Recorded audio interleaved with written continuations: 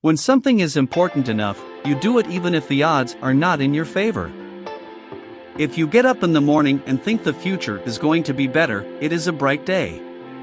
Otherwise, it's not. There have to be reasons that you get up in the morning and you want to live. Why do you want to live?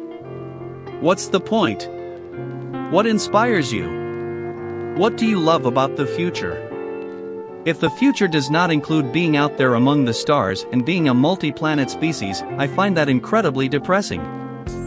When Henry Ford made cheap, reliable cars, people said, "Nah, what's wrong with a horse?" That was a huge bet he made, and it worked. Persistence is very important. You should not give up unless you are forced to give up.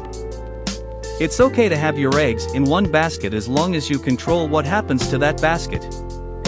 If you go back a few hundred years, what we take for granted today would seem like magic, being able to talk to people over long distances, to transmit images, flying, accessing vast amounts of data like an oracle.